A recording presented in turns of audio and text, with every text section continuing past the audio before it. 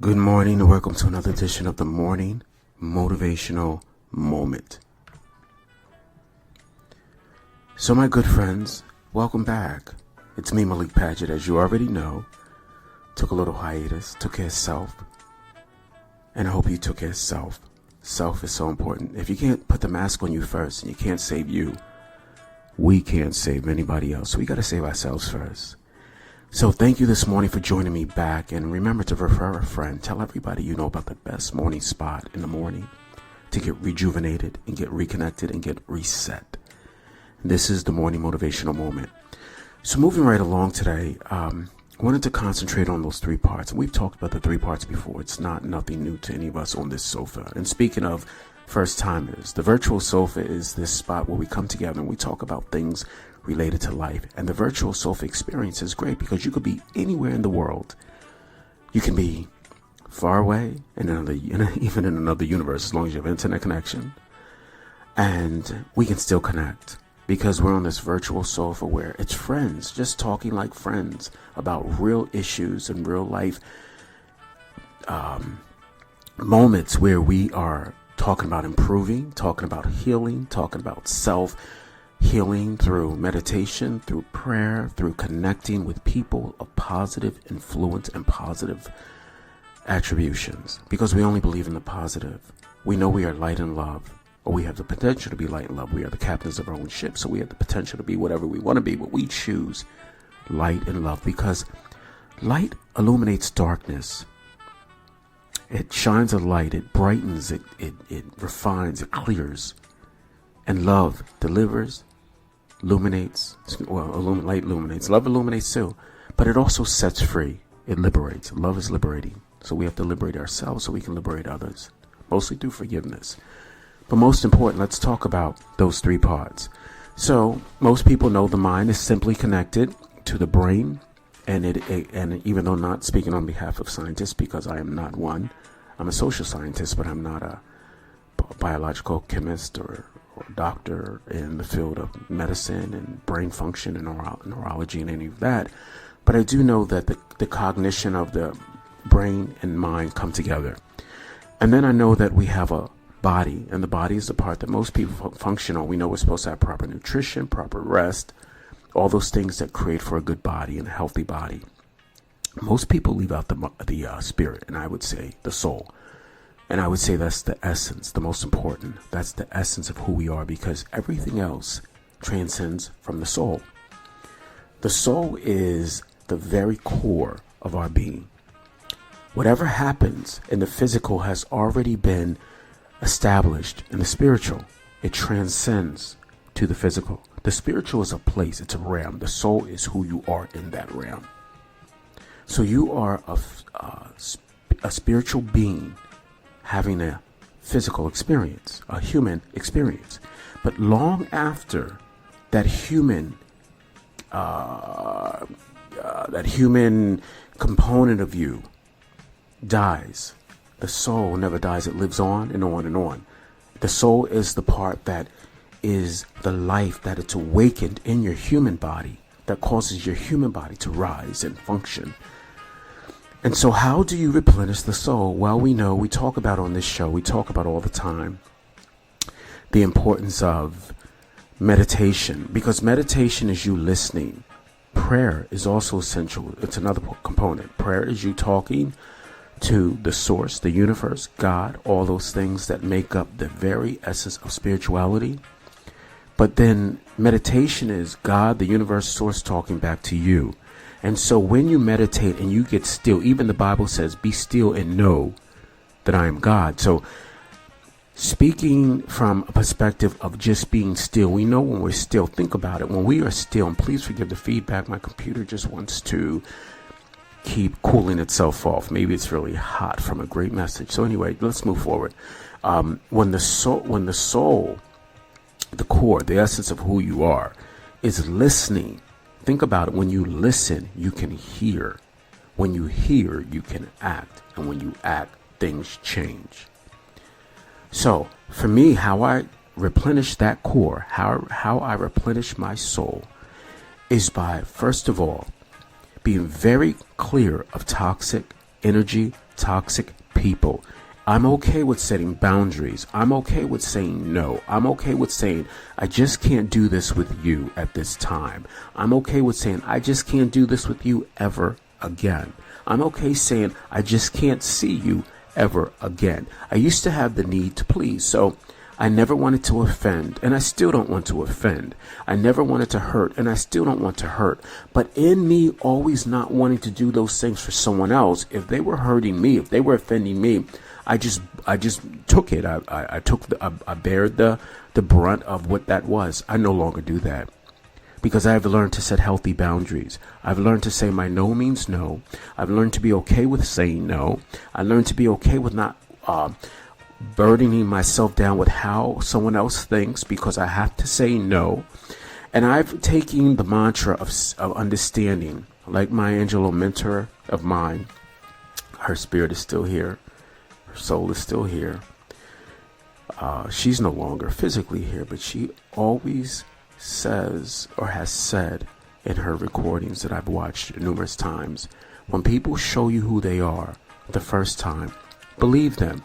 Why do we spend our life always trying to change people?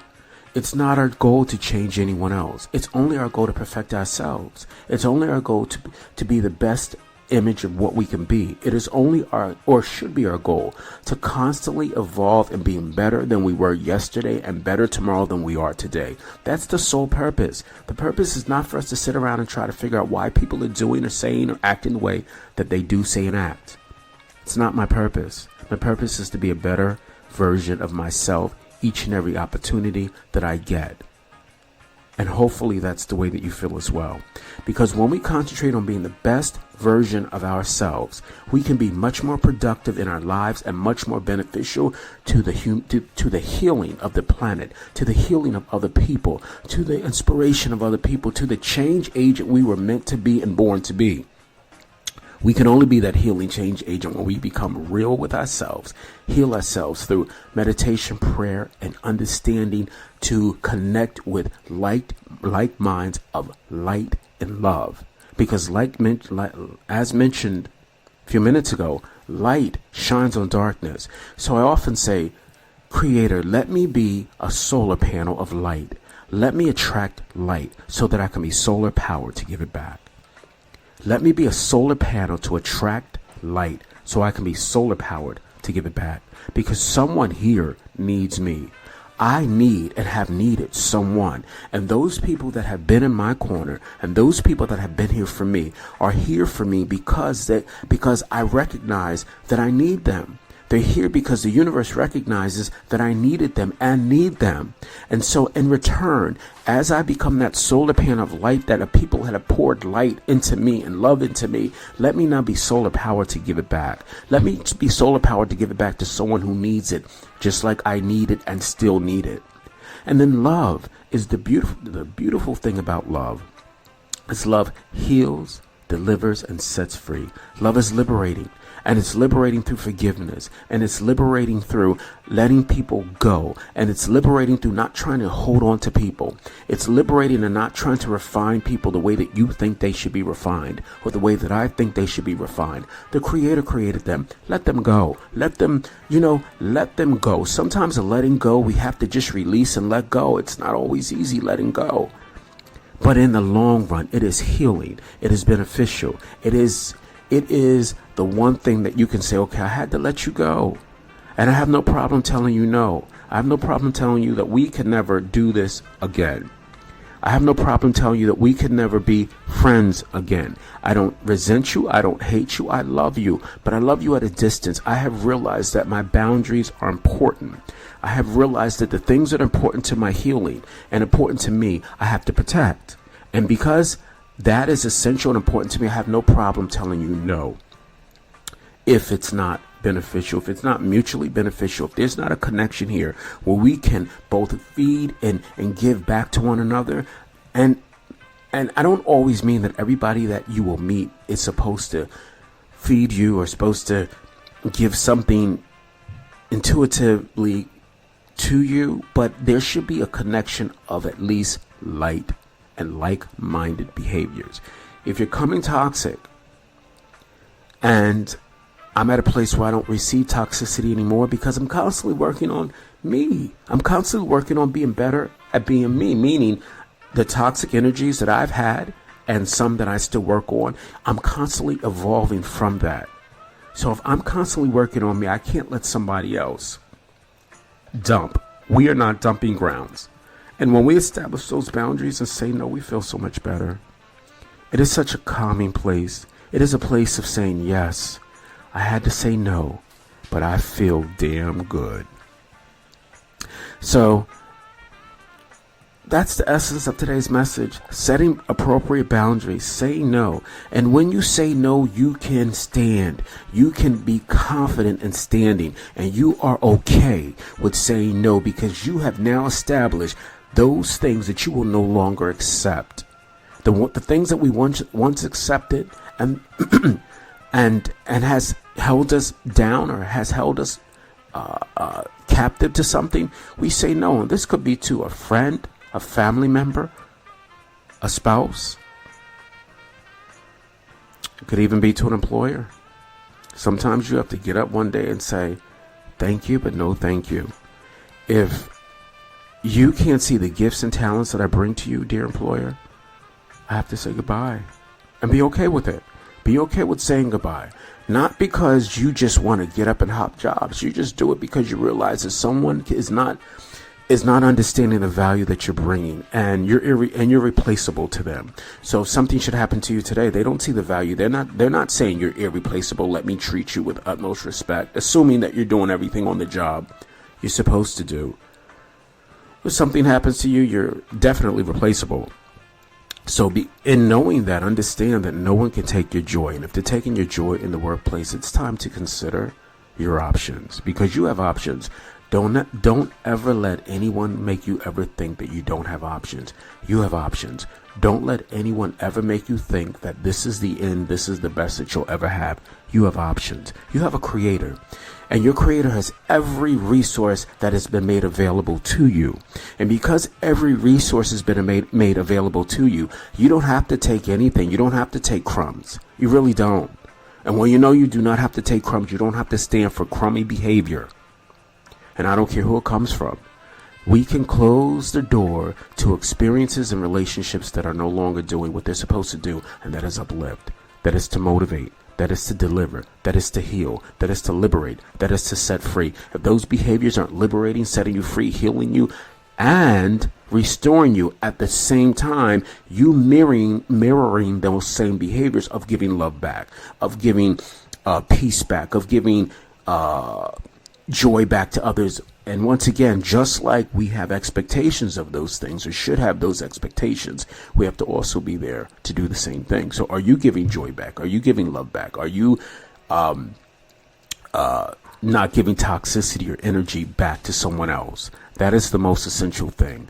So my good friends, today, not going to hold you. It's been a great time reconnecting, resetting, and reestablishing ourselves all over again, and setting those boundaries. Oh yeah, we set boundaries. We believe in understanding that relationships are super important once boundaries have been set. And on the virtual sofa, that's exactly what we do.